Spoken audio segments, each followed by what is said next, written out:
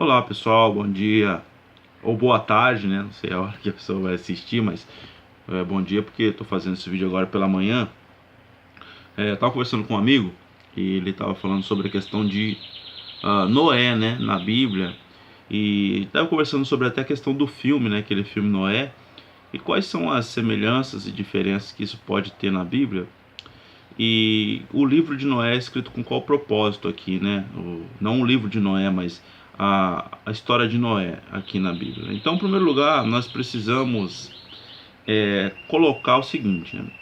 O livro do Gênesis, ele, na verdade, são várias coleções de livros que estão dentro de Gênesis, né? Então, você tem no mínimo 3 blocos muito grandes no livro de Gênesis. Você tem o Gênesis de 1 a 11, que é o primeiro bloco.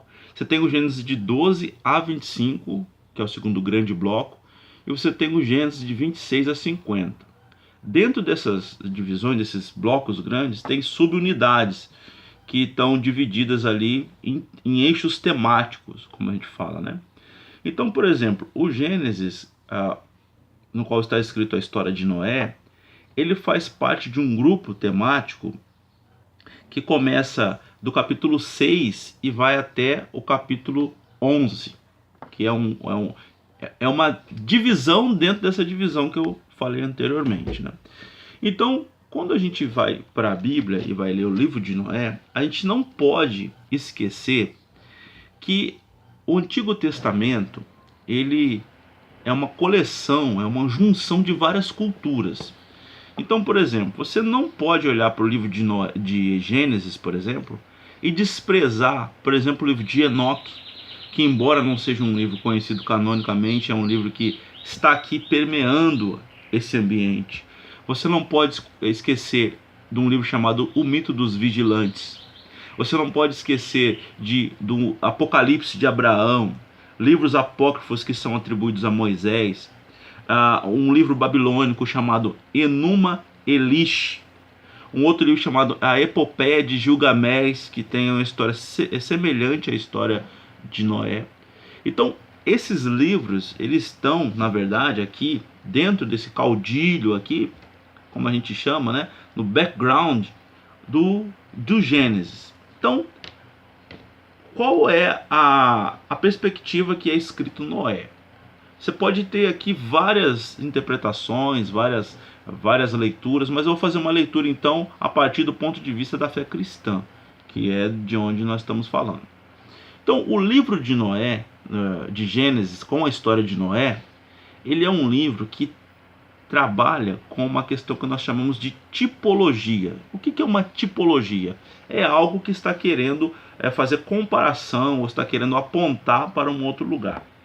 Então, o livro de Gênesis, tratando da história de Noé, que depois Pedro vai usar na sua epístola, ele basicamente está querendo dizer o quê? Ele está querendo dizer da depravação total da humanidade, ou seja, que a humanidade está corrompida, ela está decaída, ela está indo por água abaixo, da intervenção graciosa de Deus nessa mesma humanidade, por meio da salvação, da vida de Noé, da construção e da fé para a justificação dessa salvação, ou seja, você pode pegar todos os elementos que Paulo trabalha, né? A corrupção geral do ser humano, a intervenção de Deus, a fé como a única maneira de você se salvar. Fala também Pedro das águas do batismo, né? Que é de uma simbologia da nova vida, da nova aliança em Cristo, e também fala da pomba ali que vai e volta, né? Que é uma analogia ao Espírito Santo, e fala também daquela aliança do arco, que é a aliança entre Deus e a humanidade. Então, esse livro, na verdade, ele está trabalhando esses temas de forma assim tipológicas, de forma simbólicas. Então, se você pegar do capítulo 6, basicamente, até o capítulo de número 10, você vai ver que essa é a temática que está dentro aqui, então, desse livro de Gênesis com a história de Noé. Então, é um livro que tenta, de uma certa forma, apontar uma linha, um fio condutor que tenta apontar para a história de Cristo, como aquele que veio para ser o redentor, então, da humanidade. Então, quando, por exemplo, você pega aquele filme Noé, você vê lá aquela questão dos vigilantes, né, dos gigantes de pedra, etc. e tal. Aquelas são histórias mitológicas, histórias tradicionais que compunham a tradição de Israel, por exemplo. Você vê aqui no capítulo 6, né, a questão dos nefilins, né, das mulheres com os filhos dos homens, etc., com os anjos, né, ou os anjos caídos, que depois Judas vai falar lá na sua epístola. Quer dizer, são tradições que estão ligadas ao livro de Enoque, por exemplo. Se você pegar aquele filme Noé para ver, e se você quiser comparar com a Bíblia, você vai sentir algumas dificuldades por conta dessa literatura que está permeando ali, que está fazendo parte desse substrato bíblico. Mas é um livro, assim como os outros livros, que tem apontado de fato para Cristo como Salvador e Redentor da humanidade. Então eu espero que, de uma certa forma, tenha contribuído, né, para elucidar algumas questões.